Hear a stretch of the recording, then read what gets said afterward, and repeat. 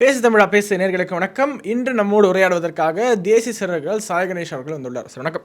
வணக்கம் கிரண்.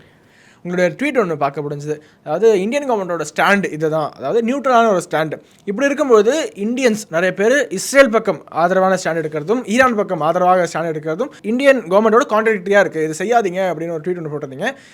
என்ன sir, like நிறைய பேர் இப்போ இஸ்ரேலுக்கு ஃபைல் விட்டுட்டு இருக்காங்க, இஸ்ரேல் மாஸ் அப்படின்னு சொல்லிட்டு இருக்காங்க. இந்த தருணத்தில் இந்த ஒரு ட்வீட் அப்படிங்கிறது அவங்களுக்குலாம் ஒரு டிசப்பாயின்மெண்ட்டாக இருக்குது சார். இல்லை, நான் இது எப்படி பார்க்குறேன்னா, ஆக்சுவலி நம்ம ஒரு ஜியோ பாலிட்டிக்ஸ், இந்த உலக அரசியல் பேசும்போது ஒவ்வொரு நாடுக்கும் தனிப்பட்ட ஸ்டாண்ட் இருக்குது. ஸோ நம்ம நாட்டோட ஸ்டாண்ட் என்ன இருக்குதுன்னு பேசணும். நம்ம நாட்டோட ஸ்டாண்ட் என்பது நம்ம அரசோட ஸ்டாண்டுங்கிறது ஒரு விஷயம். நம்ம நாட்டோட இன்ட்ரெஸ்ட் என்ன இருக்குது, ஜியோ பொலிட்டிக்கல் இன்ட்ரெஸ்ட் என்ன இருக்குது, புவிசார் அரசியல் என்ன இன்ட்ரெஸ்ட் இருக்குது, அந்த ஸ்ட்ராட்டஜிக்காக என்ன இன்ட்ரெஸ்ட் நமக்கு இருக்குங்கிறத பொறுத்து நம்ம எடுக்கிற ஸ்டாண்டு ரெண்டு இருக்குது. இந்தியாவுடைய உலக அரசியல் நம்ம ரீசெண்டாக எடுத்து பார்த்தோம்னா, India is growing as a peace நெகோஷியேட்டராக வந்துட்டுருக்காங்கன்னு பார்க்க முடியுது. ரஷ்யாவுக்கும் யுக்ரைனுக்கும் அடுத்தடுத்த மாதங்களில் பிரதமர் மோடி விசிட் பண்ணார். அதுக்கு அடுத்த மாதம் அமெரிக்காவுக்கும் விசிட் பண்ணார். America big boss of Ukraine. So ரஷ்யாவுக்கு ஜூலை மாதம், யுக்ரைனுக்கு ஆகஸ்ட் மாதம், செப்டம்பர் மாதம் அமெரிக்கா. தொடர்ந்து 3 மாதங்கள் 3 கண்ட்ரிஸ் விசிட் பண்ணுறாரு. அமெரிக்கா விசிட்டுக்கு பின்னாடி UNGA மீட்டில் இருந்தால் கூட இந்தியா ரஷ்யாவுக்கும் யுக்ரைனுக்கும் ஒரு அமைதியை கொண்டு வருவதற்கு ஒரு பீஸ் நெகோஷியேஷன் இந்தியா பண்ணுறாங்க. இந்தியா பீஸ் நெகோஷியேட் பண்ணி இதில் ஒரு சக்ஸஸ் ஆக முடியுமா அப்படின்னா ஒரு கேள்வி. ஏன்னா மகாபாரதத்தில் கிருஷ்ணர் பாண்டவர்களுக்கும் கௌரவர்களுக்கும் பீஸ் நெகோஷியேட் பண்ண கௌரவர்கள் கோர்ட்டுக்கு போய் பேசும்போது கூட பகவான் ஸ்ரீ கிருஷ்ணராலே இந்த போரை தடுத்து நிறுத்த முடியல. அப்படிங்கும்போது நம்மளால் எப்படி அந்த போர் பண்ணுறவங்க அடமெண்ட்டாக இருந்தால் யாராலையும் தடுத்து நிறுத்த முடியாது அப்படிங்கிறத நம்ம புரிஞ்சுக்கணும். ஆனால் அந்த போரை தடுப்பதற்கு நம்ம ஒரு எஃபர்ட் போடணும் அப்படின்னு ஒன்று இருக்குது. இதற்கு சில காரணங்கள் இருக்குது. என்னென்னா, ஒன்று இந்த போர் என்பது பொருளாதார அளவிலும் சரி, இந்த உலகை ஒரு பல ஆண்டுகள் பின்னுக்கெடுத்து செல்லக்கூடிய சக்தி வாய்ந்தது இந்த போர் என்பது. உலகிற்கு, இந்தியாவிற்கு மட்டும் இல்லை, உலகிற்கு நல்லதே கிடையாது. இப்போ இந்த ரஷ்யா யுக்ரைன் போராக இருந்தாலும் சரி, இந்த மிடில் ஈஸ்ட்டில் நடக்கக்கூடிய போராக இருந்தாலும் சரி, நல்லதில்லை இந்தியாவுக்கும் சரி, உலகிற்கும் சரி.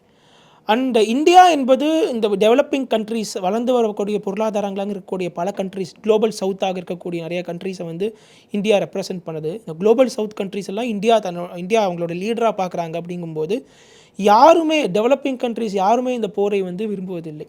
அவங்க வேலையை பார்த்துக்கணும், என் மக்களை பாதுகாக்கணும், என் மக்களோட பொருளாதாரம் வளர்ச்சி நல்லா இருக்கணும் அப்படி தான் எல்லா நாடுகளும் யோசிக்கிறாங்க. அப்படிங்கும்போது நம்ம இந்த போரை தடுத்து நிறுத்த முடியுமாங்கிறத விட நிறுத்துவதற்கான எஃபர்ட் போட வேண்டிய கட்டாயம் இந்தியாவிற்கு இருக்குதுன்னு பார்க்க முடியுது. ஸோ அதுதான் இந்தியா இந்த ரஷ்யா யுக்ரைன் போர்லையும் புட்டின்கிட்ட போய் பேசுகிறதா இருக்கட்டும், மோடி ஜெலன்ஸ்கி கிட்ட பேசுகிறதா இருக்கட்டும், அதுக்கப்புறம் ஜெய்சங்கர் எங்கெல்லாம் போய் பேசுகிறதா இருக்கட்டும், அஜித் டோவல் போய் புட்டினை பார்த்ததா இருக்கட்டும், இது எல்லாமே இதற்கு பின்னாடி இந்தியா ஒரு நெகோஷியேட் பண்ண ட்ரை பண்ணுறாங்க, ஒரு அமைதி கொண்டு வர ட்ரை பண்ணுறாங்க நம்ம பார்க்கலாம். ஸோ அப்படி இருக்கும்போது ஈரானுடையும் சரி, இஸ்ரேலுடையும் சரி, இந்தியா ஒரு நல்ல ஒரு இருக்கக்கூடிய நாடு. இந்தியா இதில் சைடு எடுத்தாங்கன்னா இன்னொரு நாடை பகச்சிக்கிற மாதிரி ஆகிடும். அண்ட் இப்போது 2 போர்கள் உலகில் போயிட்டுருக்கு. ஒன்று ரஷ்யா யுக்ரைன், இன்னொன்று ஈரான் இஸ்ரேல். இந்த 4 நாடுகளோடமே ஒரு நல்ல உறவு இந்தியாவுக்கு இருக்குது. இந்த போர்களுக்கெல்லாம் பின்னாடி இருக்கக்கூடிய அமெரிக்காக்கிட்டேயும் இந்தியாவிற்கு ஒரு நல்ல உறவு இருக்குது. எல்லா நாடுகளோடையும் இந்தியாவுக்கு நல்ல உறவு இருக்குது. ரஷ்யாவோடையும் இருக்குது, யுக்ரைனோடையும் இருக்குது, அமெரிக்காவோடையும் இருக்குது, இஸ்ரேலோடையும் இருக்குது, ஈரானோடையும் இருக்கும்போது இந்த போர்களை தடுத்து நிறுத்தக்கூடிய இடத்தில் இந்தியா இருக்குது. ஸோ இதற்கான எஃபர்ட் நேற்று கூட ஜெய்சங்கர் பேசும்போது கூட இவர் சொல்லியிருந்தார், எமானுவேல் மேக்ரான் சொல்லியிருந்தாரு, இந்தியாவுக்கு அந்த பொட்டன்ஷியல் இருக்குது. ஆமாம், பிரான்ஸ் அதிபர் சொல்லியிருந்தாரு. ரஷ்யா யுக்ரைன் போர், யுக்ரைனுக்கு மோடி போகிறதுக்கு முன்னாடி ஜார்ஜியோ மெலோனி சொல்லியிருந்தாங்க. அண்ட் நேற்றுக்கே நம்ம ஜெய்சங்கரே இந்த ஈரான் இஸ்ரேல் போரை பற்றி பேசும்போது அவர் ஸ்டாண்ட் எடுக்கலை. ஜெய்சங்கர் நாங்கள் ஈரான் பக்கம் இஸ்ரேல் பக்கம் ஜெய்சங்கர் என்ன சொன்னார்னா, நாங்கள் நெகோஷியேட் பண்ணுறதுக்கு தான் நாங்கள் ரெடியாக இருக்கோம் அப்படிங்கிற மாதிரி ஜெய்சங்கர் ஒரு ஸ்டேட்மெண்ட். இந்த யுத்தத்தின் மூலமாக, ஈரான் இஸ்ரேல் யுத்தத்தின் மூலமாக இந்தியாவுக்கு சாதகமாக பாதகமாக, what are the key takeaways for India? இந்த யுத்தம் இந்தியாவிற்கு சாதகம் கிடையாது. ஏன்னா 2 விஷயம், 2 கண்ட்ரியுமே நம்ம நட்பு நாடுகள். ஸோ அப்படி ஏன் கேட்குறேன்னா, இந்த கேள்வி சேர்த்து வச்சிடறேன். இந்தியாவில் இருக்கக்கூடிய ஒரு சில நபர்கள் காலங்காலமாகவே இஸ்ரேலுக்கு ஃபயர் விடக்கூடிய ஒரு மனப்பான்மையாக இருக்காங்க. இன்னுமே சோஷியல் மீடியாவில் இஸ்ரேல் மாசு பார்த்தீங்களா, இஸ்ரேல் அட் அ டைம் எல்லாரையும் சமாளிக்கிறாங்க, இஸ்ரேல் பேஜர் பிளாஸ்ட் பண்ணியிருக்காங்க, Israel has its own right to defend it self, அவங்களுடைய டெரிட்டரியை அவங்க டிஃபெண்ட் பண்ணிப்பாங்க, மக்களை பாதுகாக்கணும். அட் த சேம் டைம் ஈரானுக்கு எதிராக நிறையா போஸ்ட் போடுறதை பார்க்க முடியுது. என்ன ஈக்குவேட் பண்ணுறாங்கன்னா India is equal to Israel, Pakistan is equal to Iran or Palestine. இந்த ஒரு ஈக்குவேஷன் நீங்கள் எப்படி பார்க்குறீங்க? இந்த கேள்வி சேர்த்து வைக்கலாம். இது என்னன்னா நான் இன்னைக்கு கூட வேற ஒரு ட்வீட் நான் ஒன்று போட்டிருந்தேன், கொஞ்சம் ஃபன்னியாக இருக்கும். சரி, கொஞ்சம் கமல்ஹாசன் மாதிரி புரியாத மாதிரி பேசுகிற மாதிரி ஆயிரம் தப்பாக எடுத்துக்காதீங்க. பட் அந்த காலத்துலலாம் ஒரு 1000 வருஷம் முன்னாடி எப்படி வந்து பார்ப்பாங்கன்னா, இந்த ஜியோ பாலிட்டிக்ஸ்லாம் எதிரிக்கு எதிரி நண்பன் அப்படிங்கிற மாதிரி பார்ப்பாங்க. இப்போ அப்படிலாம் கிடையாது. எதிரியோட எதிரியே நமக்கு எதிரியாக இருக்கலாம், ஆர் எதிரியோடைய எதிரியை இயக்குறவனும் நம்ம எதிரியாக இருப்பான், ஆர் எதிரியோட எதிரியை இயக்குறவன் நம்மளையும் நம்மளோட இன்னொரு எதிரியை சேர்த்து கார்னர் பண்ணுறதுக்காக இயக்குறான் அப்படின்னு பார்க்கல. ஸோ ரொம்ப இல்லை ஆடியன்ஸ் தான் புரியாது நினச்சேன், எனக்கு ஒரு குழப்பம். அதுதான் நான் சொல்ல வரேன். ஸோ நான் சிம்பிளாக என்ன சொல்கிறேன், ரொம்ப இதுக்குள்ளே போகாதீங்க. ரொம்ப காம்ப்ளிகேட்டடான செஸ் பீஸுங்க இது வந்து. செஸ்ஸில் 64 செஸ் போர்டு வந்து 2D செஸ் போர்டு 64 ஸ்கொயர் இருக்கும். இதுதான் செஸ் ஜென்ரல். ஆனால் இது வந்து 3D செஸ் மாதிரி இருக்குது. இப்படி ஒரு 64 மேலே 64 இந்த 64 பாக்ஸ் இருந்தால் எப்படி வந்து செஸ் காம்ப்ளிகேட்டடாக இருக்கும் பாருங்களேன். ஒரு க்யூபில் செஸ் ஆடுற மாதிரி இருந்தால் எப்படி இருக்கும். ஸோ அந்த மாதிரி வந்து இப்போ ஜியோ பாலிட்டிக்ஸ் போயிட்டுருக்குன்னு நான் பார்க்குறேங்கும்போது பிளாக் ஆர் ஒயிட் எங்கேயுமே கிடையாது. ஸோ எல்லாமே கிரே இருக்குது. ஃபஸ்ட்டு கிரேனும் அதனால் நம்ம வந்து ஜியோ பாலிட்டிக்ஸ் என்ன பார்க்கணும்னா, இஸ்ரேல் அவங்கள பாதுகாக்கிறாங்க இல்லையா, அவனுக்கு சரின்னு பண்ணுறான், அதை நம்ம பேசணுங்கிற அவசியம் இல்லை. நம்ம நாட்டுக்கு என்ன தேவை? இன்றைக்கி இஸ்ரேலும் ஈரானும் ஒரு பெரிய போர் ஒன்று அடிச்சதுன்னா, இன்றைக்கி பெட்ரோல் விலை 100லேருந்து 150 ரூபா 200 ரூபா போச்சுன்னா நம்ம நாட்டு மக்களால் தாங்க முடியுமா அப்படிங்கிற ஒரு கேள்வி நமக்கு வந்துட்டு ஒன்று எழுதலை. பெட்ரோல் விலை ஏறிச்சுன்னா விலைவாசி ஏறும், அந்த இன்ஃப்ளேஷன் வரும், லாஜிஸ்டிக்ஸில் ஏகப்பட்ட பிரச்சனைகள் வரும். ஸோ இது நம்மளால் தாக்கு பிடிக்க முடியுமா அப்படின்னு ஒன்று இருக்குது. இரண்டாவது, இதை ஒரு உலக போகிற அளவுக்கு போச்சுன்னா அதோட இம்பேக்ட் நம்மளால் தாக்கு பிடிக்க முடியுமா அப்படின்னு பார்க்கும்போது இந்த போர் வந்து தடுத்து நிறுத்தப்படுவது தான் நல்லது, இந்த போர் நிற்பது தான் நல்லது அப்படிங்கிறது தான் இந்தியாவுடைய ஸ்டாண்ட் இருக்குது.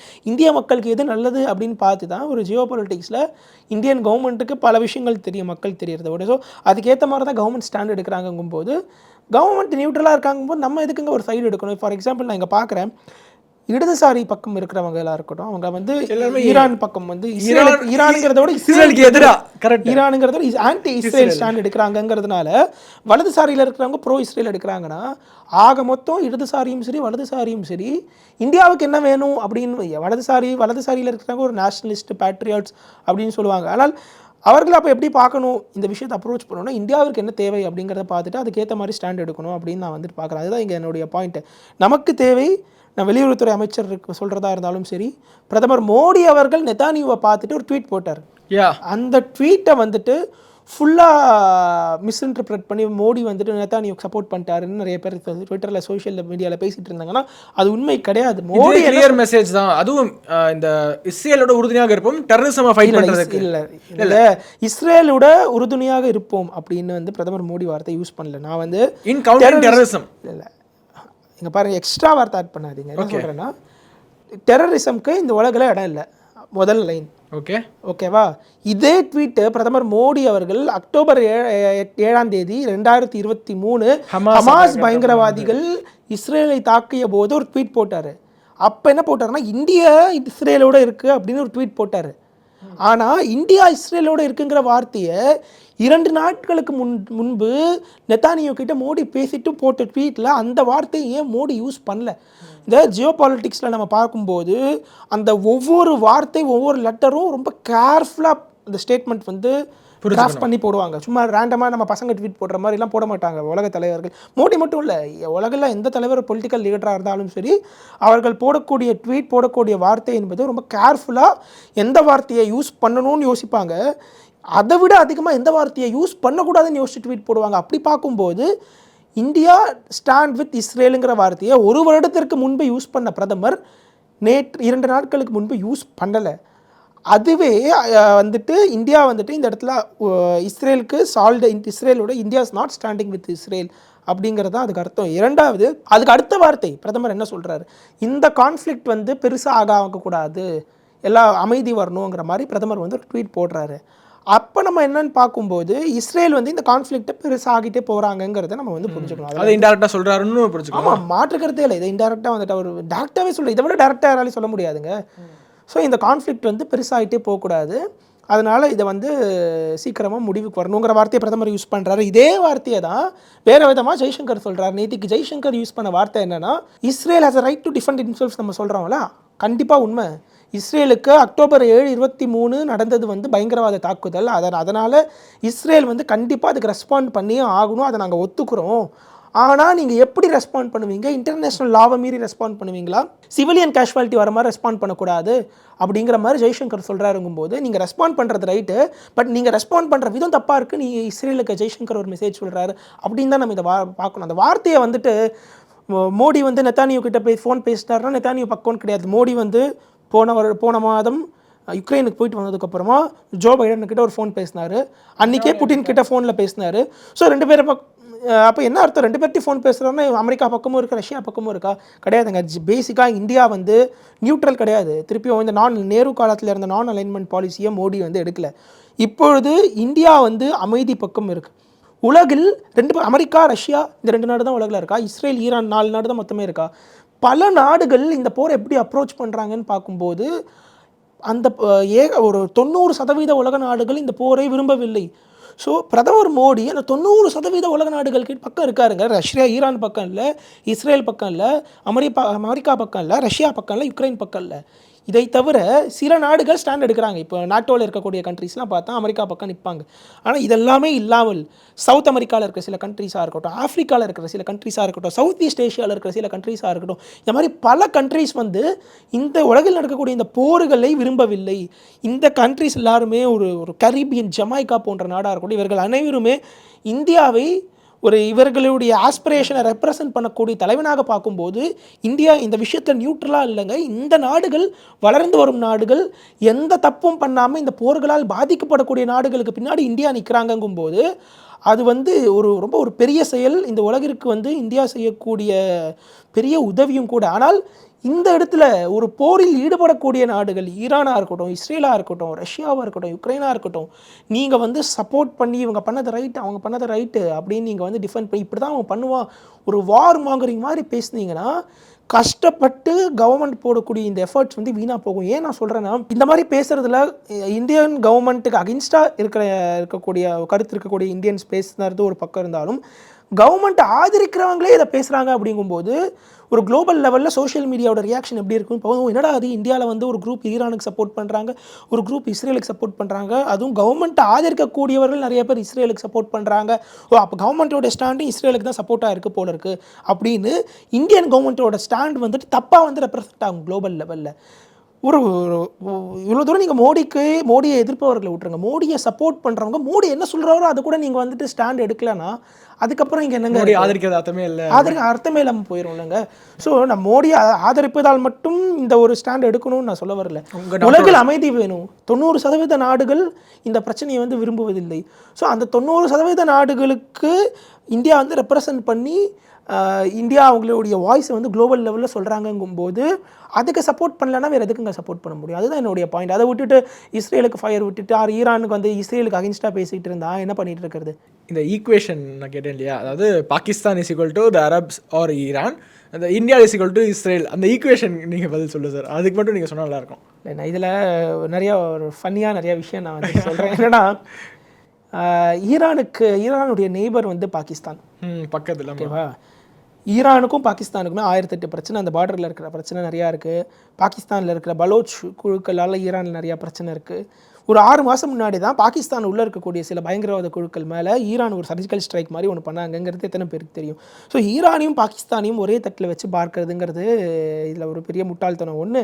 இரண்டாவது, இஸ்ரேலுக்கு நான் சொல்கிறேன் பாருங்களேன், இந்தியாவை விட ஈரானை கவுண்டர் பண்ணுறதுல அவங்களுக்கு பாகிஸ்தானில் ஸ்ட்ராட்டஜிக் கெயின் வந்து இஸ்ரேலுக்கு நிறையா இருக்கும். ஏன்னா பாகிஸ்தான் ஈரானிற்கு அருகில் இருக்கக்கூடிய நாடுங்கிறதுனால பாகிஸ்தானை கவுண்டர் பண்ணணும்னா இஸ்ரேல் இந்தியா வச்சு பண்ண மாட்டான். ஏன்னா இந்தியா வந்துட்டு ஒரு இண்டிபெண்ட்டான ஃபாரின் பாலிசி இருக்கக்கூடிய நாடு என்பதால் இந்தியாவை வச்சு அவங்களால பண்ணவும் முடியாது. அதே மாதிரி இந்தியாவுக்கும் ஈரானுக்கும் பார்டரும் இல்லை. பட்டு பாகிஸ்தானுக்குள்ளே ஏதாவது ஒரு இன்டெலிஜென்ஸ் ஆப்ரேஷன்ஸ்லாம் ஈரானுக்குள்ளே ஏதாவது இன்டெலிஜென்ஸ் ஆப்ரேஷன்ஸ்லாம் இஸ்ரேலுக்கு பண்ணோன்னா அது பாகிஸ்தானை வச்சு தாங்க ஈரானுக்குள்ளேயே அவங்களால பண்ண முடியுங்கும்போது, அதுவும் பாகிஸ்தான் தற்போது இருக்கக்கூடிய பாகிஸ்தான் அரசு இம்ரான்கான் இருக்கிற வரைக்கும் ஒரு மாதிரி ப்ரோ சைனாவாக இருந்த அரசு இப்போது சைனா கிட்ட ஒரு நியூட்ரலாகவும் அமெரிக்கா கிட்ட கொஞ்சம் ஒரு ப்ரோ அமெரிக்கா மாதிரி பாகிஸ்தான் மாறிட்டு இருக்காங்க. இஸ்ரேலும் ப்ரோ அமெரிக்கா கூட இருக்கக்கூடிய நாடு. ஸோ 2 ப்ரோ அமெரிக்கன் கண்ட்ரீஸ் வந்து இந்த இடத்துல வந்துட்டு ஒரே இடத்துல நம்ம பார்க்கலாமா? ஆர் ஒரு ரஷ்யா கிட்டையும் ஒரு நல்ல உறவு வைத்துக்கொண்டு அமெரிக்கா கிட்டேயும் ஒரு நல்ல ஒரு நியூட்ரலாக இருக்கக்கூடிய இந்தியாவை வந்துட்டு இஸ்ரேலோட கம்பேர் பண்ண முடியுமா? இஸ்ரேலும் ப்ரோ அமெரிக்கா, தற்போது பாகிஸ்தானில் இருக்கக்கூடிய ஆட்சியும் ப்ரோ அமெரிக்கா, அண்ட் இஸ்ரேலும் அமெரிக்காவும் சேர்ந்து ஈரானை கவுண்டர் பண்ணணும்னா பாகிஸ்தான் மூலியமாக அவங்களுக்கு ஒரு பாத்வே இருக்குது இன்டெலிஜென்ஸ் ஆப்ரேஷன்ஸ் பண்ணுறதுக்கு. ஸோ இது ரொம்ப ஒரு ராங் கம்பேரிசனாக நான் இந்த இடத்துல நான் பார்க்குறேன். ஸோ இதுக்கு அடுத்த கட்டமாக இப்போ பார்த்தீங்கன்னா ஹிஸ்புல்லானுடைய தலைவராக இருக்கக்கூடிய அவருடைய மருமகனை இன்னைக்கு இஸ்ரேல் கொண்டிருக்காங்கிற செய்தி வருது. இப்போ சிரியாவில் இஸ்ரேல் அவங்க பயங்கரமாக தாக்குதல் பண்ணிட்டு இருக்காங்கிற செய்தி வருது. இன்னொரு நேற்றுக்கு நிறைய பேர் என்ன சொன்னாங்கன்னா, அட் அ டைம் இஸ்ரேல் பல ஃப்ரண்ட் ஓப்பன் பண்ணி விட்டுருக்காங்க. 5-6 ஃப்ரண்ட்லேருந்து அட் அ டைம் அட்டாக் பண்ணும்போது இஸ்ரேலால் தாக்கு பிடிக்க முடியாது, அயன் டோம் கொஞ்சம் கொஞ்சமாக செயலிழந்துட்டு வருது அப்படிங்கிறாங்க. இந்த அயன் டோம் பற்றி என்ன சொல்ல நினைக்கிறீங்க? நீங்கள் நிறைய கேள்வி இதில் கேட்டீங்க. ஒன்று ஒன்றா சொல்லுங்கள். நான் வந்து ஜென்ரலாக ஃபஸ்ட்டு ஒன்று சொல்கிறேன், அப்புறமா ஒன்று ஒன்றா கூட நம்ம போவோம். லெபனான், சிரியா இது எல்லாமே போவோம் ஒன்று ஒன்றா.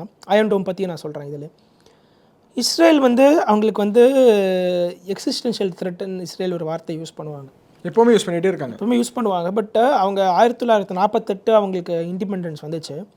அப்போ இந்த வார்த்தையை ரொம்ப பொருந்தும். ஏன்னா இஸ்ரேலை சுற்றி அவர்களுக்கு பல எதிரிகள். எஜிப்ட் வந்து இஸ்ரேலுக்கு எதிரியாக இருந்தாங்க, ஜார்டன் இஸ்ரேலுக்கு எதிரியாக இருந்தாங்க, சிரியா அப்போது எதிரி இப்போது எதிரி. இவங்களாம் சேர்ந்து தான் ஒரே நேரத்தில் 1948 இஸ்ரேலை ஒரே நேரத்தில் இன்வைட் பண்ணாங்க அப்படின்னு பார்க்க முடியுது. அந்த போரில் கஷ்டப்பட்டு இஸ்ரேல் ஜெயிக்கிறாங்க. ஆனால் இப்போ வந்து ஈக்குவேஷன்ஸ் எப்படி மாறி இருக்குன்னு பார்த்தோன்னா, எஜிப்டோட 1978 இஸ்ரேல் கூட ஒரு பீஸ் ட்ரீட்டி இருக்குது. ஸோ ஒரு எதிரியை வந்து இல்லாமல் பண்ணியாச்சு. ஜார்டனோடையும் ஒரு சமரசத்துக்கு வந்துட்டாங்க. ஸோ ஜார்டனும் இப்போ இஸ்ரேலுக்கு அகைன்ஸ்டாக இன்னும் ஜார்டனுடைய வெளியுறவுத்துறை அமைச்சர் முந்தானேத்துக்கு ஒரு வீடியோ ஒன்று பேசினார். அவர் என்ன சொல்கிறாருன்னு எடுத்து பார்த்தால், இஸ்ரேலுக்கு எந்த பிரச்சனையும் இல்லாமல் பார்த்துக்கொள்வது எங்களுடைய கடமை. நாங்கள் மட்டும் இல்லை, 58 அரபு நாடுகள், 48 ஏதோ ஒரு நம்பர் சொல்கிறார்.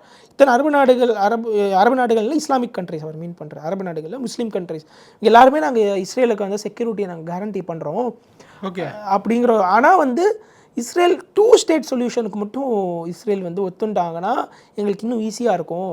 அண்ட் இவர்கள் இப்போது ஒரு ஆப்ரேஷன் மேலே ஒரு போரை விரிவுபடுத்திட்டு போகிறது வந்து ஒரு 25-30 வருடமாக நடக்கக்கூடிய அந்த அமைதி வரும் என்று நம்பக்கூடிய அந்த மக்களுக்கு ஒரு நம்பகத்தன்மை போகுதுன்னு ஜார்டனுடைய இஸ்ரேலை 1948 அப்புறமா 67, 72 இப்போ இந்த எல்லா வருடமும் இஸ்ரேலுக்கு எதிராக போர் செய்த ஒரு நாடு ஜார்டன். ஆனால் இஸ்ரேலுக்கு ஓரளவுக்கு ஆதரவாக பேசுகிறாங்க. இப்போ ஈரானுடைய ட்ரோன் வந்து ஜார்டன் வழியாக தான் ஈரானுடைய மிசைல்ஸ் தான் வருதுன்னா ஜார்டன் வழியாக தான் இஸ்ரேலுக்கு வருங்கும்போது அது ஜார்டனுக்கே இந்த ஈரானுங்கிறது ஒரு த்ரெட்டு தான். ஸோ அப்படிங்கும்போது இஸ்ரேலை சுற்றி அப்பொழுது ஒரு எக்ஸிஸ்டென்ஷியல் த்ரெட் என்பது இருந்துச்சு. 1948 இருக்கட்டும், 1967 இருக்கட்டும். இப்போ இருக்கா அப்படிங்கிறது இருக்கு. ஏன்னா நிறைய நாடுகள் சமரசம் வந்தாச்சு, அப்ரஹாம் அக்கார்ட்ஸ் போட்டாச்சு. UAE இஸ்ரேலோடைய ஃப்ரெண்டு, பஹ்ரைன் இஸ்ரேலுடைய ஃப்ரெண்டு, சவுதி அரேபியாவோட ஒரு ட்ரீட்டி இல்லைனாலும் இன்டெரக்டாக சவுதி அரேபியா இஸ்ரேலுக்கு வந்து சப்போர்ட் ஒரு அமைதியை வந்துட்டு மெயின்டைன் பண்ணுறாங்கும்போது இஸ்ரேலுக்கு எதிரியாக இருக்கக்கூடியது ஒரே நாடு தான் ஈரான். ஹெஸ்புல்லாவாக இருக்கட்டும், ஹமாஸாக இருக்கட்டும், ஹவுத்தியாக இருக்கட்டும், ஏமன், காசாங்கிறது அவங்க உள்ளுக்குள்ளே இருக்கிற பிரச்சனை கிட்டத்தட்ட. ஓகேவா, ரொம்ப அது இஸ்ரேல் பாலஸ்தீன் பிரச்சனை. ஸோ நீங்கள் காசா இல்லாமல் பார்த்தீங்கன்னா ஹெஸ்புல்லாவாக இருக்கட்டும், ஹவுத்தியாக இருக்கட்டும், ஈராக்கில் இருக்கிற சில மிலிட்டன் குரூப்ஸாக இருக்கட்டும், இவங்க 3 பேர் தான் வந்துட்டு இப்போ ஈரானுடைய ப்ராக்சியாக இருக்காங்க, ஹமாஸை தவிர. ஆனால் எதாக இருந்தாலும் எல்லாமே ஈரானில் தான் போய் முடியுது. ஒரே எதிரி தான் இப்போதைக்கு ஈரான் மட்டும், மீதி எல்லாரும் ஈரானுடைய ப்ராக்சி. ஆனால் ஒரு 1948 இருக்கட்டும், 67 இருக்கட்டும், இஸ்ரேலை சுற்றி பல எதிரிகள் இருந்தாங்க. இப்போ ஒரு எதிரியோட பல ப்ராக்சிஸ் இருக்காங்க. அப்படி தான் இப்போ மாறி இருக்கு. அண்ட் 1948 லெபனானால் பிரச்சனை வந்துட்டு எதுவும் வரல. லெபனானும் இஸ்ரேலுக்கும் போர் வருது 1982 ஃபஸ்ட் டைம் போர் வருது. அதுக்கு முன்னாடி 78 சில மிலிட்ரி ஆப்ரேஷன்ஸ் வந்து நடக்குது லெபனானுக்கும் இஸ்ரேல் வந்து லெபனானில் பண்ணுறாங்க. பட் ஸ்டில் ஒரு த்ரெட் வந்து இஸ்ரேலுக்கு எல்லா பக்கமும் இருக்குங்கிறத புரிஞ்சுக்கணும். எக்ஸிஸ்டென்ஷியல் த்ரெட் இருக்கா அப்படின்னா ஒரு கொஸ்டின் மார்க். எக்ஸிஸ்டென்ஷியல் த்ரெட்டுங்கிறது அவங்க இஸ்ரேலே இல்லாமல் போயிடும் அப்படிங்கிற லெவலுக்கு த்ரெட். அந்த லெவலுக்கு ஹெஸ்புல்லாவும் பவர்ஃபுல் கிடையாது, ஹவுத்தியும் பவர்ஃபுல் கிடையாது. அவங்க ஒருத்தர் டிக்ளேர் பண்ணும்போதும் நாங்கள் இஸ்ரேலை அழித்து ஒழிக்காமல் ஓய மாட்டோம், ஆனால் இஸ்ரேல் சொல்கிறது எல்லாமே நாங்கள் ஹிஸ்புல்லாவை அழிப்போம், ஹமாஸ் அழிப்போம் அப்படின்னு சொல்கிறாங்களே தவிர ஒட்டுமொத்தம் லெபனானே அழிப்போம், காசாவே அழிப்போம். இஸ்ரேலுக்கும் லெபனானுக்கும் டேரெக்டாக பிரச்சனை கிடையாது. லெபனானில் இருக்கக்கூடிய ஹெஸ்புல்லாவுக்கும் இஸ்ரேலுக்கும் மட்டும்தான் இந்த இடத்துல வந்து பிரச்சனையே வருது. நான் சொல்ல வருது என்னன்னா, அதனால தான் இல்லை எக்ஸிஸ்டென்ஷியல் த்ரெட்டுங்கிறது ஒருவர் பேசும் வார்த்தையால் வரக்கூடியது கிடையாது. அந்த வார்த்தையை பேசக்கூடிய ஹெஸ்புல்லாவுக்கோ யெமனில் இருக்கக்கூடிய ஹவுத்திக்கோ இல்லைனா ஈராக்கில் இருக்கக்கூடிய சில மிலிட்டன் குரூப்ஸ்க்கோ டெரர் குரூப்ஸ்க்கோ அவர்களுக்கு அந்த கேப்பபிலிட்டி இருக்கா, அந்த சக்தி இஸ்ரேலை அழிக்கக்கூடிய சக்தி அவர்களுக்கு இருக்கா அப்படின்னா அது வந்து கிடையாதுன்னு நம்ம சொல்லலாம். 1948 டைம்லலாம் இஸ்ரேலுக்கு இந்த த்ரெட் ஏன் ரியலாக இருந்துச்சுன்னா அப்போ அவங்கக்கிட்ட நியூக்ளியர் இதுவே கிடையாது. இப்போ அவங்க ஓப்பனாக டிக்ளேர் பண்ணலாம்னா நியூக்ளியர் கேப்பபிலிட்டி இஸ்ரேலுக்கு இருக்குங்கிறது வந்துட்டு அனைவருக்குமே தெரிஞ்ச விஷயம். அண்ட் எப்போ இஸ்ரேலுக்கு ஒரு எக்ஸிஸ்டென்ஷியல் த்ரெட் வரும் அப்படின்னா ஈரான் வந்து நியூக்ளியர் பாம்பை ஃபுல்லாக டெவலப் பண்ணிட்டாங்கன்னா அது இஸ்ரேலுக்கு ஒரு எக்ஸிஸ்டென்ஷியல் த்ரெட்டாக மாறும் அப்படின்னு நம்ம வந்து புரிஞ்சுக்கலாம். ஸோ அதனால தான் ஈரானுடைய பாம்பை வந்து எப்படியாவது அழிச்சிடணும் அப்படிங்கிற நோக்கம் வந்து இஸ்ரேலுக்கு இந்த இடத்துல இருக்குது. இப்போ நடந்த ஒரு ஸ்ட்ரைக்கை காரணமாக காமிச்சு ஈரானுடைய நியூக்ளியர் ஃபெசிலிட்டிஸை வந்து இஸ்ரேல் வந்து அழிக்கலாம். அது அடுத்த டார்கெட்டே அதான் சொல்கிறாங்க அப்படின்னு சொல்கிறாங்க. அது எவ்வளோ தூரம் சக்ஸஸ்ஃபுல்லாக பண்ண முடியுங்கிறத நம்ம வெயிட் பண்ணி பார்க்கணும். ஆனால் அந்த சென்டர்ஸ் அண்டர் கிரவுண்டில் இருக்குங்கிறாங்க, அண்டர் கிரவுண்டில் இருக்குது அப்படின்னு சொல்கிறாங்க. ஸோ அவங்களும் ஈரானும் அழிக்க முடியாத மாதிரி தான் வந்து வச்சுருப்பாங்க. பட் வந்து ஈரானுக்கிட்ட நியூக்ளியர் பாம்பு வந்தாலும் இஸ்ரேலுக்கு வந்து அந்த நியூக்ளியர் டிட்டரன்ஸுங்கிறது இவங்ககிட்டையும் இருக்கிறது ஒன்று இருக்குது. ரெண்டாவது அமெரிக்காவுடைய ஆதரவு இருக்குது. ரெண்டாவது ஸோ அமெரிக்காவுடைய ஆதரவும் டேரெக்டாக இருக்கும்போது இஸ்ரேலுக்கு எக்ஸிஸ்டென்ஷியல் த்ரெட்டுங்கிறது கிடையாது. த்ரெட் இருக்குது. த்ரெட் இஸ்ரேலுக்குள்ளே இவர்களால் தாக்குதல் பண்ண முடியும், மக்களுக்கு சில பிரச்சனை உண்டாக்க முடியும். எக்ஸிஸ்டென்ஷியல் த்ரெட்டுனா இஸ்ரேலை இல்லாமல் ஆக்க முடியுமா? அந்த பிரச்சனை இஸ்ரேலுக்கு இருக்கா? அந்த லெவலுக்கு இஸ்ரேல் வீக்கான நாடா? அந்த லெவலுக்கு மொசாட் ஒரு வீக்கான அமைப்பா? இந்த அளவுக்கு இஸ்ரேல் ஆர்மி ஒரு ஐடிஎஃப் ரொம்ப வீக்கான அமைப்பானா? அது கிடையாது. ஸோ இந்த எக்ஸிஸ்டென்ஷியல் த்ரெட்டுங்கிறதே நான் ஒரு ஓவர் ஹைப்டு வேர்டாக நான் பார்க்குறேன். த்ரெட்டுங்கிறது மட்டும்தான் இருக்குது ஒன்று. இரண்டாவது விஷயம் நம்ம என்னென்னு எடுத்து பார்த்தோன்னா நீங்கள் சொன்ன மாதிரி எல்லா பக்கமும் ஃப்ரண்ட் ஓப்பன் பண்ணுறாங்கன்னு சொல்கிறாங்க. அது வந்து இஸ்ரேலோட பேசிக்காக அவங்களோட மிலிட்ரி அனாலிசிஸ்லாம் நீங்கள் 1948 வாராக இருக்கட்டும், 67 எல்லாமே நீங்கள் போய் பார்த்தீங்கன்னா அவங்க ஒவ்வொரு ஃப்ரண்ட்டாக தான் வந்துட்டு போப்பாங்க. ஒரே நேரத்தில் எல்லாரையும் எதிர்கொண்டால் இஸ்ரேலுக்கு பிரச்சனையாக ஆயிரும் அப்படிங்கிறது இஸ்ரேலுக்கு தெரியும். நல்ல ஒரு இன்டெலிஜென்ட்டான ஸ்ட்ராட்டஜிக் மைண்ட் இருக்கக்கூடியவங்க இஸ்ரேலிஸ். ஸோ இந்த வாட்டியும் அவங்க வந்து ஸ்மார்ட்டாக தான் ஆரம்பித்தாங்க. அக்டோபர் மாதம் லாஸ்ட் இயர் ஆரம்பிக்கும் போது ஹமாஸை மட்டும் எதிர்கொள்வோம், அதுக்கப்புறமா நம்ம மற்ற ஹெஸ்புல்லா இதுக்கு போவோம் அப்படின்னு ஆரம்பித்தாங்க. ஆனால் ஹமாஸையே ஃபுல்லாக அழிச்சு முடிக்கல, அதுக்குள்ளே ஹெஸ்புல்லா போயிட்டாங்க, அதுக்குள்ளே ஈமனில் போய் சில ஸ்ட்ரைக் பண்ணுறாங்க. திடீர்னு இந்த வருடம் அவங்க அந்த ஒரு டெஸ்பரேஷன் காட்டுவதற்கு காரணம் என்ன? போன வருடம் எப்படி ஜென்ரலாக இஸ்ரேலோட மிலிட்ரி ஸ்ட்ராட்டஜி படி ஒவ்வொரு எதிரியாக வீழ்த்துவோம் அப்படிங்கிற மாதிரி போகாமல் ஏன் இப்போது கடைசி ஒரு 10 நாட்களாக எல்லா எதிரிக்கிட்டையும் ஒரே நேரத்தில் வந்து அவங்க ஃப்ரண்ட் ஓப்பன் பண்ணுறாங்க அப்படிங்கிறது இங்கே ஒரு பெரிய கொஸ்டின் மார்க்காக இருக்குது. ஏன் நான் சொல்கிறேன்னா ஹமாஸ் ஒரு ஃப்ரண்ட் ஓப்பன் பண்ணிட்டாங்க, ஹெஸ்புல்லா ஓப்பன் பண்ணிட்டாங்க, ஹவுத்தி விடுங்க அவங்க அப்படி இப்படின்னு 4 மிசைல் அனுப்பிட்டு இருப்பாங்க. அவ்வளோ பெரிய த்ரெட்டாக நான் ஹவுத்தியை வந்துட்டு இஸ்ரேலுக்கு நான் பார்க்கல. Hezbollah can be a real threat. ஹமாஸும் ஒரு மாதிரி த்ரெட், ஏன்னா அவங்க ரொம்ப க்ளோஸாக இருக்காங்க. ஹமாஸுங்கிறது இந்த இஸ்ரேல் இப்போ கிரேட்டர் இஸ்ரேல், கிரேட்டர் பாலஸ்தீன், அந்த லார்ஜர் லேண்டுக்குள்ளேயே ஹமாஸுங்கிறவங்க இருக்காங்க. அண்ட் ஈரானுங்கிற ஆப்வியஸாக ஒரு மோர் பவர்ஃபுல் கண்ட்ரி, ஒரு பெரிய த்ரெட். ஆனால் ஹவுத்தியை நான் த்ரெட்டாக பார்க்கல. ஆனால் ஃபார் எக்ஸாம்பிள் ஒரு சிரியா மாதிரி ஒரு நாட்டில் போயிட்டு இன்றைக்கி இஸ்ரேல் போய் ஒரு அட்டாக் பண்ணியிருக்காங்க. அதுவும் ரஷ்யன் ஏர்பேஸில் ரஷ்யன் அம்யூனிஷன் டிப்போவோ அந்த மாதிரி ஏதோ சொல்கிறாங்க. சம் ரஷ்யன் அசர்ட்டை வந்து சிரியாவில் போய் இஸ்ரேல் அடிச்சிருக்காங்கன்னு பார்க்க முடியுது. நம்ம புரிஞ்சுக்கணும், சிரியா என்பது சிரியா நாட்டிற்கு பாதுகாப்பு கொடுத்துட்டு இருக்கிறதுங்கிறது ரஷ்யா. ஸோ சிரியாவில் போய் இஸ்ரேல் அடிச்சிருக்காங்க, ரஷ்யன் அசர்ட் அடிச்சிருக்காங்கும் போது தேவையில்லாமல் ரஷ்யா உள்ளே இழுக்கிறதுக்கான டேஞ்சரும் இதில் இருக்குது அப்படிங்கிறத நம்ம பார்க்கலாம். அவங்க தெரியாமல் பண்ணியிருப்பாங்க, தெரிஞ்சு தானே பண்ணுறாங்க ரஷ்யா. அதான் பேசிக்காக இஸ்ரேல் நம்ம பார்த்து புரிஞ்சுக்கும் போது இஸ்ரேலாக மட்டும் பார்க்கக்கூடாது, அமெரிக்காவை பார்க்கணும். இஸ்ரேல் வந்து அமெரிக்காவுடைய எக்ஸ்டென்ஷன் தான் வந்து இஸ்ரேலாக நான் பார்க்குறேன். நிறைய பேர் எப்படி வேணாலும் பார்க்கட்டும். இதற்கு பல காரணங்கள் நான் சொல்லுவேன். அமெரிக்கா இல்லைனா இஸ்ரேலுக்கு வந்துட்டு இஸ்ரேல் சர்வே ஆகிறது ரொம்ப கஷ்டம். அந்த எக்ஸிஸ்டென்ஷியல் த்ரெட்டுங்கிற வார்த்தையை நான் ஒன்று சொல்கிறாங்கல்ல, அது ஹைப்டு வேர்டு அப்படின்னு நான் யூஸ் பண்ணல. அமெரிக்காவோட சப்போர்ட் இல்லைனா அது உண்மையாயிரும். ஸோ அமெரிக்காவுடைய சப்போர்ட்டுங்கிறது இஸ்ரேலுக்கு சப்போர்ட்டுன்னு மட்டும் இல்லை, அமெரிக்காவுடைய ரைட் ஹேண்டாகவே இஸ்ரேல் வந்து சரியாக விஷயங்களில் செயல்பட்டு இருக்கிறதா நான் பார்க்குறேன். ஒன்று அமெரிக்காங்கும்போது அமெரிக்கா மட்டும் இல்லை, அமெரிக்கன் டீப் ஸ்டேட் அப்படின்னு சொல்லுவாங்கள்ல, அதுக்கு காரணம் வந்துட்டு பல காரணங்கள் இருக்குது. பட் அதோடைய ரூட்ஸ் ஆஃப் ஹிஸ்டாரிக்கலாக போய் பார்க்கும்போது இஸ்ரேல் என்ற நாடு உருவானதே வந்து பால்ஃபோர் டிக்ளரேஷன் அப்படின்னு ஒரு 1915 அப்போ பிரிட்டனுடைய ஃபாரின் மினிஸ்டர் பால்ஃபோர் என்பவர் ராட்சைல்டு, அந்த டீப் ஸ்டேட் நம்ம ஜார்ஜ் சோரோஸ், ராக்ஃபெல்லர் அந்த மாதிரி ஓம்டயார் அப்படின்னு சொல்லுவாங்கல்ல, அந்த மாதிரி ராட்சைல்டுங்கிறவர் தான் இதுக்கெல்லாம் முன்னோடி. அந்த ஃபேமிலி இன்னும் கண்டினியூ ஆகிட்டு இருக்காங்க. அது ராட்சைல்டுங்கிற ஒரு ஆள் கிடையாது, ஒரு ஃபேமிலி. ஃபார் எக்ஸாம்பிள் 1980களில் ஸ்டார்டிங்கில் நெப்போலியன் போர்லாம் நடந்துச்சுல்ல, அதற்கு பின்னாடியே இருந்தது வந்துட்டு இந்த ராட்சைல்டு தான். அந்த ஃபேமிலி அப்போலேருந்து ஒரு 250-300 வருஷமாக உலகில் வந்துட்டு ஒரு பெரிய ரோல், பேங்கிங் சிஸ்டம் கண்ட்ரோல் பண்ணுறதுல ஒரு பெரிய ரோல் ப்ளே பண்ணிகிட்ருக்காங்க. ஸோ அப்போலேருந்தே இருக்கட்டும், ஃபர்ஸ்ட் வேர்ல்டு வாரில் அவங்களுக்கு சில ரோல்ஸ் இருக்குது. இந்த முதல் உலகப் போர் நடந்துட்டு இருந்த அந்த நேரத்தில் ராட்சைல்டுக்கு பால்ஃபோர் டிக்ளரேஷன், பால்ஃபோர் அந்த பிரிட்டிஷ் ஃபாரின் மினிஸ்டர் ஒரு லெட்டர் வந்து ஒன்று வந்து எழுதுறாரு. அதாவது ராட்சைல்டுக்கு இந்த இப்போ இருக்கக்கூடிய இஸ்ரேல் இந்த லேண்ட் வந்துட்டு இது யூதர்களுக்கு, ஜூஸ்க்கு வந்து சொந்தம் அப்படின்னு எழுதுறாரு. ஹிஸ்டாரிக்கலாக நம்ம நிறைய விஷயம் இருக்குது. ஜூஸ்க்கு இது வந்துட்டு அவங்களுக்கு ஜியானிசமோட ஹிஸ்ட்ரி போகலாம். இங்கே அவங்களுக்கு லேண்ட் வந்து ரைட்டாக மைக்ரேட் ஆனாங்க. யூரோப்லேருந்து ஜூஸ் நிறைய பேர் இந்த பக்கம் 1880 ஆரம்பித்து 1900, 910, 920 கான்ஸ்டண்ட்டாக நிறைய பேர் மைக்ரேட் ஆகி இஸ்ரேலுக்கு வந்துட்டே இருந்தாங்க. பட் அதுக்குள்ளே ரொம்ப ஹிஸ்டாரிக்கலாக நம்ம போவேன். பட் இந்த இஸ்ரேலோடைய உருவானதுக்கு பின்னாடி இந்த டீப் ஸ்டேட்டுங்கிறவங்க, இந்த ராட்சைல்டுங்கிறவர், அந்த family still they are part of the deep state அவங்க இருக்காங்க அப்படின்னு பார்க்கும்போது, இஸ்ரேல் என்றது அந்த ஒரு ஜியோ பொலிட்டிக்கல் என்டிட்டி அவங்க உருவானதே வந்துட்டு அந்த வெஸ்டர்ன் ஜியோ பொலிட்டிக்கல் பவர்ஸோடைய இன்ட்ரெஸ்ட்டை வந்து நிறைவேற்றுவதற்கு தான். அப்பொழுது வெஸ்டர்ன் பவர்ஸோடைய தலைவனாக பிரிட்டன் இருந்தாங்க, இப்பொழுது அமெரிக்கா இருக்காங்க. அப்படிங்கும்போது இஸ்ரேல் என்ற நாடே நான் ஒரு அமெரிக்காவுடைய எக்ஸ்டென்ஷனாக தான் நான் பார்க்குறேன். இதெல்லாம் வந்து கவர்மெண்ட் ஆஃப் இந்தியாவுக்கு நல்லா தெரியும். அதனால தான் அவங்க வந்து இஸ்ரேல் பக்கம் ஸ்டாண்ட் எடுக்காமல் நியூட்ரலான ஒரு ஸ்டாண்ட் எடுத்திருக்காங்க அப்படிங்கிறத நம்ம வந்துட்டு புரிஞ்சுக்கணும்.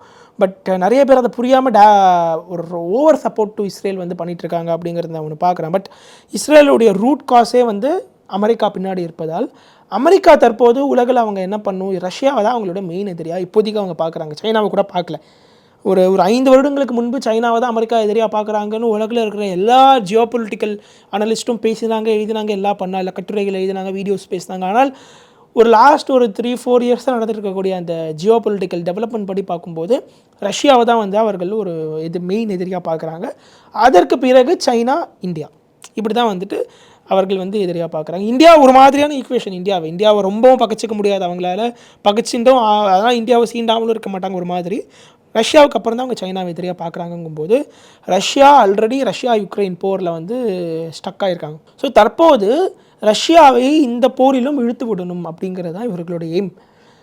இங்கே இந்த இஸ்ரேல் ஹமாஸ் போர் இருக்குல்ல, எப்போ ஆரம்பிச்சது? அக்டோபர் 7, 2023 ஹமாஸ் பயங்கரவாதிகள் இஸ்ரேலில் நடத்திய அந்த ஒரு பயங்கரவாத தாக்குதலுக்கு பின்பு ஆரம்பித்த இந்த ஒரு விஷயம் என்ன அப்ஜெக்டிவ்ங்க? ஒரு போர் ஒன்று ஆரம்பிக்குதுன்னா ஒரு நாட்டிற்கு ஒரு அப்ஜெக்டிவ்ங்கிறது ஒன்று இருக்கும், ஒரு நோக்கம் என்று ஒன்று இருக்கும்.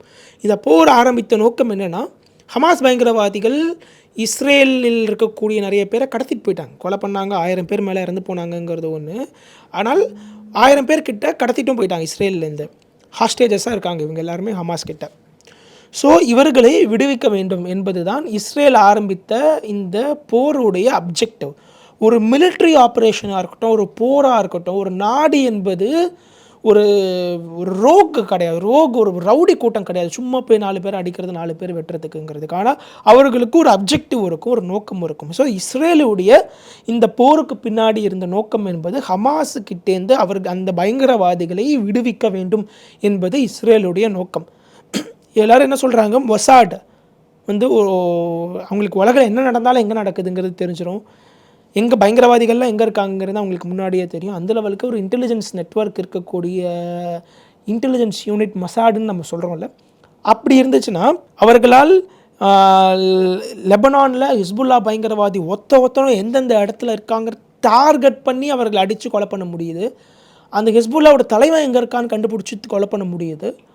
ஹமாஸுடைய தலைவன் ஈரானுடைய கேபிட்டலுங்க. இந்த லெபனானாவது ஒரு பக்கத்தில் நாடு, ஒரு பவர்ஃபுல் கண்ட்ரி கிடையாது. ஈரானுங்கிறது பவர்ஃபுல் கண்ட்ரி. ஈரானுடைய கேபிட்டலில் ஹமாஸோட தலைவர் ஹனியா வந்து போயிருக்காரு. எதுக்கு போயிருக்காருன்னா சும்மா பார்க்க போல, ஈரானுடைய புதிய அதிபர் வந்து பதவியேற்கிற விழாவுக்கு போயிருக்காரு. அவர் உலகிலேருந்து எல்லா நாடுகள்லேருந்து ரெப்ரசன்டேட்டிவ் அங்கே இருக்காங்க. நம்மளுடைய அமைச்சர் நிதின் கட்காரி அப்போ அங்கே போயிருந்தார். ஸோ அப்படின்னா அந்த இடம் எந்த லெவலுக்கு பாதுகாப்பு பண்ணியிருப்பாங்க பாருங்கள். அந்த இடத்துல போயிட்டு டார்கெட் பண்ணி ஹமாஸோட தலைவரை இஸ்ரேல் முடிச்சிருக்காங்கன்னா எந்த லெவலுக்கு அவங்களுக்கு ஒரு இன்டெலிஜென்ஸ் அவங்களுக்கு ஸ்ட்ராங்காக இருக்கும். அவ்வளோ தூரம் பண்ண முடிகிற இஸ்ரேலால் அக்டோபர் 7 ப்ரெடிக்ட் பண்ணுறது கூட நான் கேட்கல. அந்த ஹாஸ்டேஜஸ் எங்கே இருக்காங்கன்னு கண்டுபிடிச்சி ஏன் விடுவிக்க முடியல?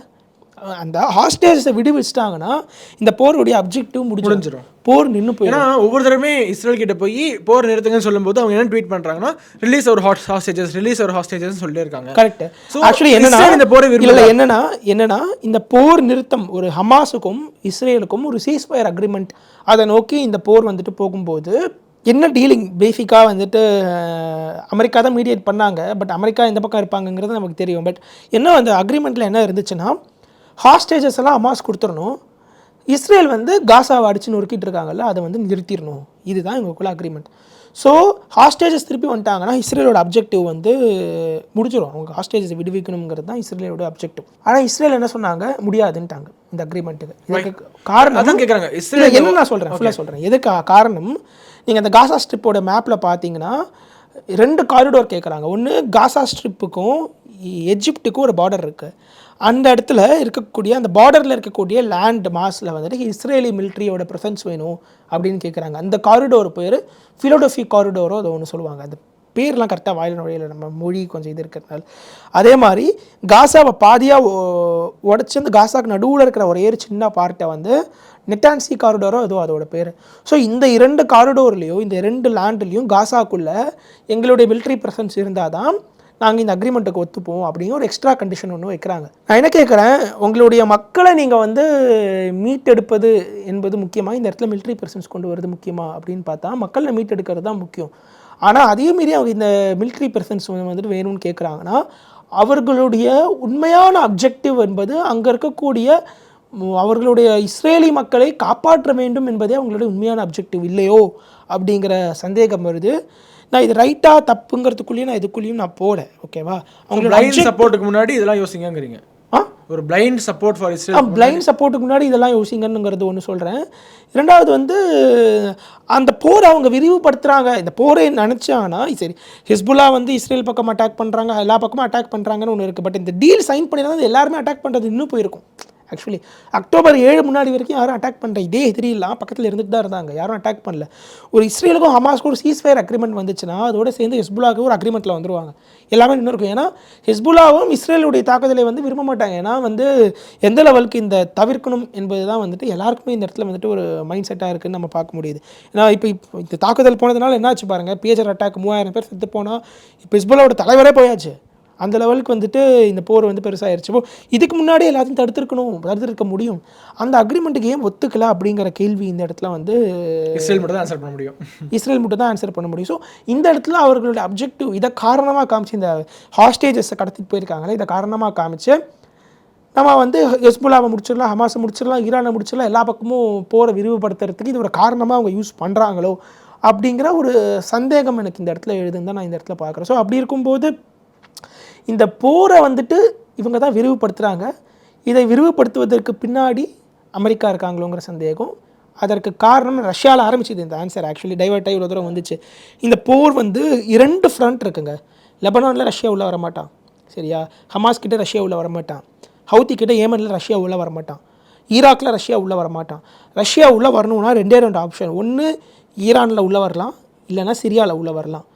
ஈரான்லேயே 50-50 தான் ரஷ்யா உள்ளே வருது. அதே ரொம்ப சான்ஸ் கம்மின்னு நான் பார்க்குறேன். ஏன்னா ஈரானும் ரஷ்யாவும் ஒரு நட்பு அப்படிங்கிற சிச்சுவேஷனில் தற்போது இருந்தாலும் டேரெக்டாக வந்து போய் ரஷ்யா வந்து ஈரானுக்கு இப்போ ஹெல்ப் பண்ணுவாங்களான்னா கிடையாது. ஏன்னா ஈரான் கூட ரஷ்யாவுக்கு என்ன யுக்ரைனில் டேரெக்டாக வந்து ஹெல்ப் பண்ணாங்க. சில ட்ரோன்ஸ், ஈரானியன் ட்ரோன்ஸை சில இதை ரஷ்யா வந்து வாங்கினாங்க யுக்ரைனில் போருக்கு, அவ்வளோதான். சில ஆயுதங்களை வந்து ரஷ்யா வந்து ஈரானுக்கு கொடுக்கலாம் இப்போதைக்கு, இதுக்கு மேலே வாய்ப்பு கிடையாது. ஆனால் சிரியா அந்த நாட்டுக்கு நம்ம வரும்போது சிரியாவில் இருக்கக்கூடிய அசாத் அரசாங்கம்க்கு வந்து ரஷ்யா பாதுகாப்பு கொடுத்துட்ருக்காங்க. ஸோ சிரியாவை போய் அங்கே அட்டாக் பண்ணால், அங்கே இருக்கிற ரஷ்யன் அசாட்ஸ் அட்டாக் பண்ணால், அங்கே அசாத் அரசாங்கத்துக்கு ஒரு அச்சுறுத்தல் வர மாதிரி இஸ்ரேல் போனாங்கன்னா, இஸ்ரேல் அமெரிக்காவுடைய சப்போர்ட்டில் இஸ்ரேல் போகிறாங்கன்னா ரஷ்யா அந்த இடத்துல வருவாங்க உள்ள சிரியாவில், சும்மா இருக்க மாட்டார் புட்டின். ஸோ இந்த போர் என்பது அமெரிக்காவுடைய நோக்கம். இவ்வளோ தூரம் நான் சொல்கிறேன், நான் இஸ்ரேலுக்கு அகென்ஸ்டாக பேசுகிறேன்னு கிடையாதுங்க, நான் யாருக்குமே அகென்ஸ்டாக பேசல. அமெரிக்காவுடைய நோக்கம் இந்த இடத்துல என்ன இருக்குங்கிறதுக்கு தான் இவ்வளோ தூரம் சொல்ல வேண்டியிருக்கு. இங்கே என்ன அமெரிக்கா விரும்புகிறாங்கன்னா, யூரோப்பில் ரஷ்யா யுக்ரைனுக்கிடையே ஒரு போர் ஒன்று போயிட்டுருக்கு. கீழே வந்து இஸ்ரேல் காசா ஈரான் ஒரு போர் ஒன்று போயிட்டுருக்கு. இந்த 2 போரும் ஒரே போராக மாற வேண்டும் அப்படின்னு வந்து அமெரிக்கா வந்து நினைக்கிறாங்க. அதுதான் இங்கே நடக்கக்கூடிய உலக அரசியல். இல்லைன்னா சிரியாவில் போய் இஸ்ரேல் இப்போ அடிக்க வேண்டும் அப்படிங்கிற தேவையே இல்லை. அங்கே போனால் சில ஆயுதங்கள் இங்கே போகுது அங்கே போகுது, அதனால் அடிச்சேன்னு என்ன வேணாலும் காரணங்கள் அவர்கள் சொல்லலாம். ஆனால் அங்கே அடித்தா வரக்கூடிய கான்சிக்வன்சஸ்ங்கிறது ரொம்ப பெருசு. இஸ்ரேலுக்கு மட்டும் ரஷ்யா உள்ளே வந்துட்டாங்கன்னா இஸ்ரேலால் ஜெயிக்க முடியுமான்னு தெரியாது. ரஷ்யன் மிலிட்டரியை தோக்கடிக்கிறதுங்கிறது ரொம்ப கஷ்டம். அண்டு இதோடைய கான்சிக்வன்ஸுங்கிறது இஸ்ரேலுக்கு மட்டும் மோசமாக இருக்காது, ஈரானுக்கு மட்டும் மோசமாக இருக்காது, உலகம் ஃபுல்லாகவே இது மோசமாக இருக்குங்க. அதனால தான் மோடியாக இருக்கட்டும், ஜெய்சங்கராக இருக்கட்டும், யார் சொன்னாலும் இங்கே இது வளரக்கூடாது, அப்படியே நிற்கணும்னு சொல்கிறாங்க.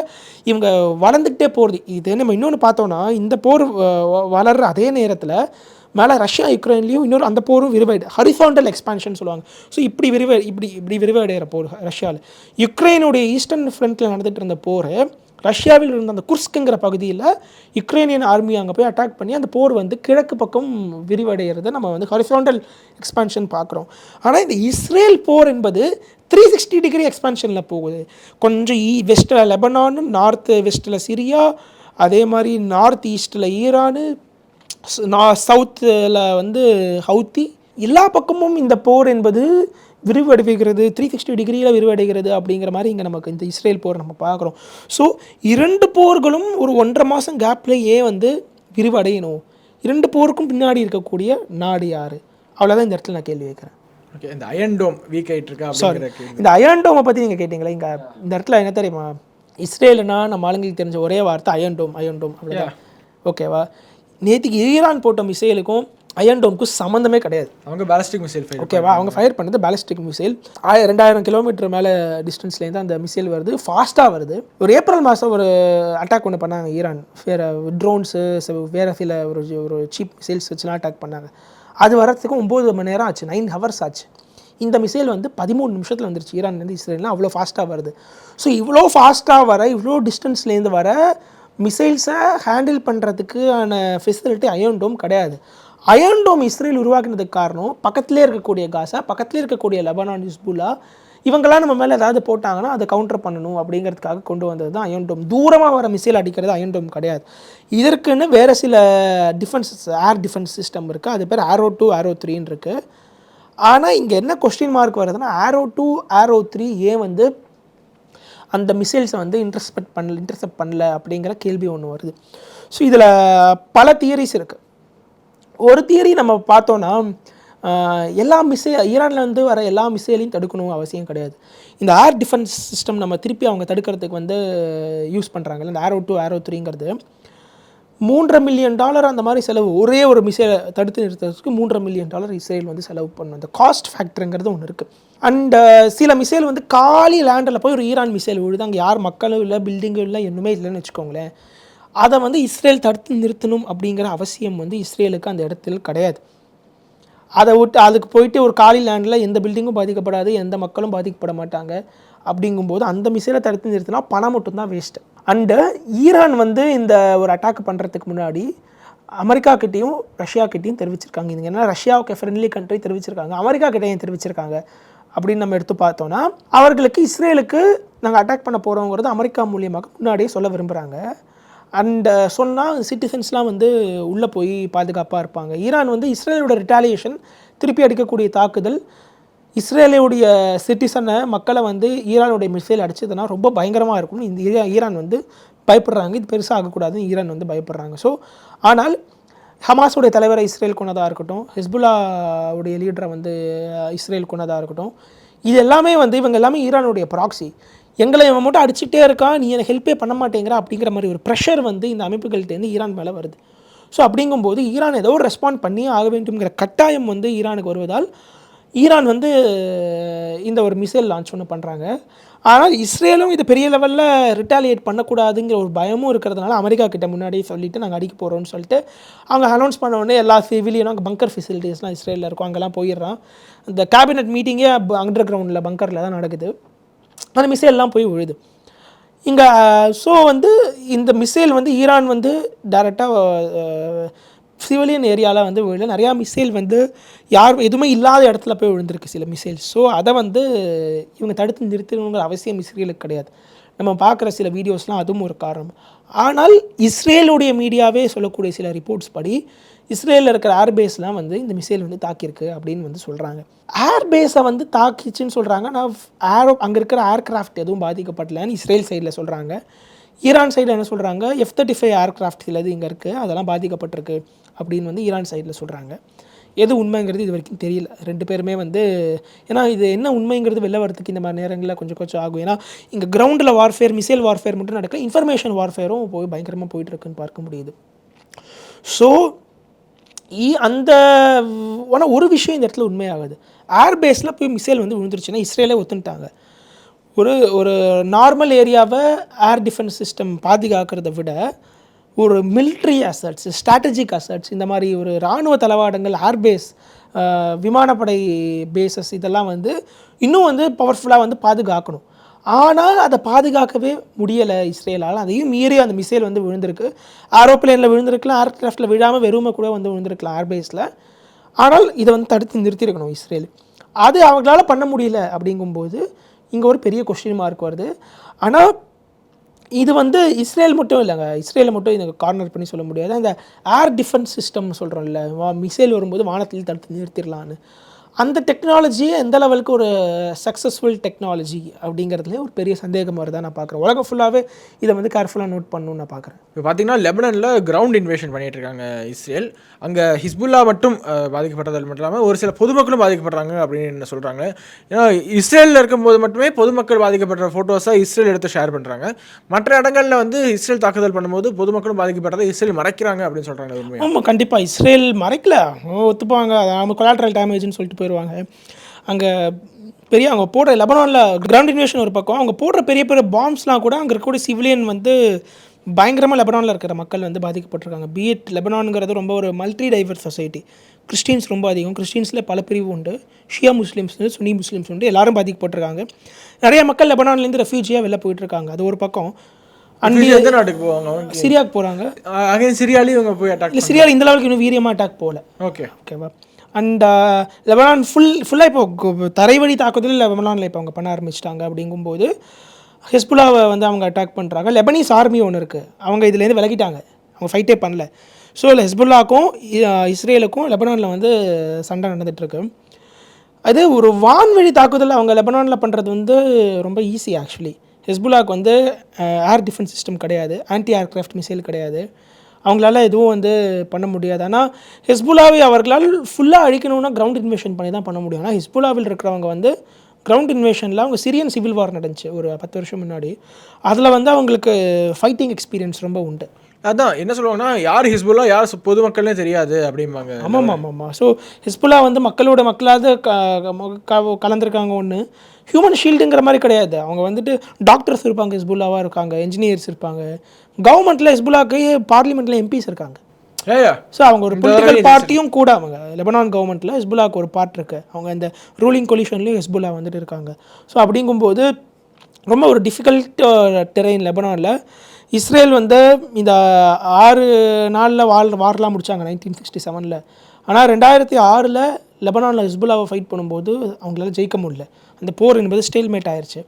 அதே மாதிரி 1985 2000 வரைக்கும் 15 இயர்ஸ் ஹிஸ்புல்லாக்கும் இஸ்ரேலுக்கும் சதர்ன் லெபனானில் ஒரு ஒரு போர் கிடையாது, சின்ன சின்ன கான்ஃப்ளிக்டை தொடர்ந்து நடந்துகிட்டே இருக்கும். ஸோ அவங்க சதர்ன் லெபனானில் இஸ்ரேல் ஆக்குபை பண்ணிகிட்டு இருந்தாங்க அப்போது. ஸோ அதில் வந்து ஹிஸ்புல்லா வந்து இஸ்ரேலை பின்னுக்கே தள்ளிட்டாங்க.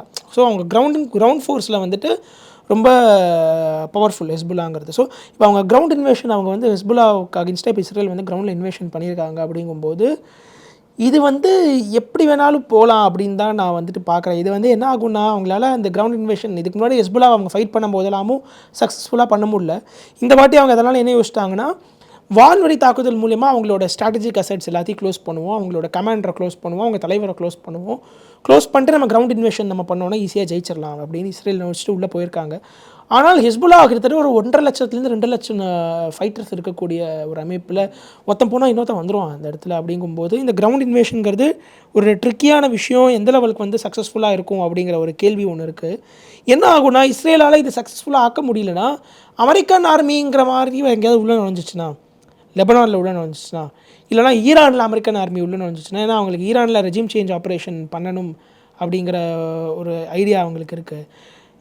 இஸ்ரேலால் வந்து ஈரானில் ரெஜிம் சேஞ்ச் ஆப்ரேஷன்லாம் பண்ண முடியாது. ஆனால் அமெரிக்கா கூட வந்தால் கதை வேறு மாதிரி போகிறதுக்கு வாய்ப்பு இருக்குது. அப்படிங்கும்போது இது எல்லாமே வந்து எனக்கு அமெரிக்கன் இன்டர்ஃபியரன்ஸை நோக்கி தான் போகுதோ, லெபனான் கிரவுண்ட் இன்வேஷனாக இருக்கட்டும், ஈரான் அவரோட இப்போ வரதுக்கு ஒரு மிசைல் ஆகி அதுக்கப்புறம் இஸ்ரேல் தாக்குதல் பண்ண போகிறாங்க, அதெல்லாம் இருக்கட்டும். சிரியாவில் ரஷ்யன் அசட்ஸ், சிரியா ரஷ்யனுடைய இன்வால்மெண்ட் ப்ளஸ் அமெரிக்கன் இன்டர்ஃபியரன்ஸ் நோக்கி போர்வதற்கான அச்சம் இதில் இருக்குது. இது நடந்துச்சுன்னா it's nothing other than world war இது அப்படிங்கும்போது. ஸோ அதை நோக்கி இதை நான் ஒரு ஃபியர் மாங்கரிங்காக அந்த மாதிரிலாம் சொல்ல, கிட்டத்தட்ட ஒரு 50% அதில் நிறைவேறிடுச்சு. அடுத்த 50% போகாதுன்னு தான் நான் நம்புகிறேன். இதை டிஎஸ்கலேட் பண்ணும் அப்படிங்கிறது கண்டிப்பாக பண்ணணும். அதனால தான் பிரதமர் மோடியோட ஸ்டாண்ட்லாம் டிஎஸ்கலேஷன் அப்படிங்கிறது இருக்குது. பட் அந்த ஒரு 50% வந்து ஒரு வேர்ல்டு வாரில் 50% வந்துருச்சு, அதில் வந்துட்டு மாற்று கருத்து இல்லை. அடுத்த 50% வராமல் போகணும் அப்படின்னு நான் வந்துட்டு நம்புகிறேன். அந்த லெவலுக்கு போகாதுன்னு நினைக்கிறேன். பட் ஸ்டில் கொஞ்சம் காஷியஸாக இருக்கணும். அதனால இந்தியா போன்ற நாடுகள் வந்து எப்படியாவது பீஸ் நெகோஷியேட் பண்ணணும்னு இந்த நேரத்தில் பார்த்துட்ருக்காங்கன்னு நான் பார்க்குறேன். ஸோ ரொம்ப நன்றி சாய் கணேஷ், இவ்வளோ நேரம் எங்களோட இணைந்து ஆரம்பம் முதல் கடைசி வரைக்கும் நல்ல ஒரு கான்வர்சேஷனாக இருந்துச்சு. நீங்கள் கேட்ட கேள்விகளும் சரி ஒரு இன்ட்ராக்டிவாக இருந்துச்சு. யா அகெயின் நம்ம வேண்டிக்கிறது எல்லாமே பீஸ் வரணும், அமைதி வரணும், அவ்வளோதாங்க. இந்தியாவுக்கு அதான் வேணும், நமக்கு அமைதி வேணும். இந்தியன் கவர்மெண்ட் ஸ்டாண்டர்ட் தான். இந்தியன் கவர்மெண்ட் ஸ்டாண்டாக அதுவா இல்லைனா கூட இந்தியாவிற்கு தேவை இந்த அமைதி தான், உலக அமைதி. அப்போ தான் நம்மளுடைய பொருளாதாரம் வளர்ச்சி, இப்போ நமக்கு இந்தியாவிற்கு தேவை ஒரு 7-8% பொருளாதாரம் வளர்ந்துகிட்டே இருக்கணும் கான்ஸ்டண்ட்டாக. அந்த ஒரு வளர்ச்சி இந்தியாவிற்கு தேவைங்கும் போது இந்த பிரச்சனைலாம் வந்துச்சுன்னா நம்மளோட வளர்ச்சி பாதிக்கப்பட்டுரும் என்பதால் அமைதி என்பது இந்தியாவிற்கு தேவைன்னு நான் சொல்லி இந்த வீடியோவை முடிச்சுக்கிறேன். நன்றி, வணக்கம், ஜெய்ஹிந்த். ஜெய்ஹிந்த். உலக தமிழ் சொந்தங்களுக்கு வணக்கம். நான் ராஜவேல் நாகராஜன். பேசு தமிழா பேசு வலையொலியுடைய வளர்ச்சிக்கு நீங்களும் உறுதுணையாக இருக்கணும்னு நினச்சிங்கன்னா இந்த வீடியோடைய டிஸ்கிரிப்ஷனில் இருக்கக்கூடிய ரேசர் பே லிங்கை கிளிக் பண்ணுங்கள். அந்த லிங்க்கில் போயிட்டு உங்களுக்கு விருப்பமான தொகையை பேசு தமிழா பேசுவனுடைய வளர்ச்சிக்கு உங்களுடைய பங்களிப்பாக நீங்கள் கொடுக்கலாம். நன்றி, வணக்கம். கல்லால் ஒருவன் அடிக்க உடல் சிலிர்க்க, யாரு? சாக்கிய நாயனார் கல்லாலே அடிச்சார் சிவனை. இந்த மாதிரி ஆன்மீகம் மற்றும் ஜோதிடம் சார்ந்த இன்னும் பல வீடியோக்கள் பார்க்கணுமா? மறக்காம திருவருள் டிவிக்கு சப்ஸ்கிரைப் பண்ணுங்க. திருவருள் டிவியுடைய சேனல் லிங்க் இந்த வீடியோடைய டிஸ்கிரிப்ஷன்ல இருக்கு.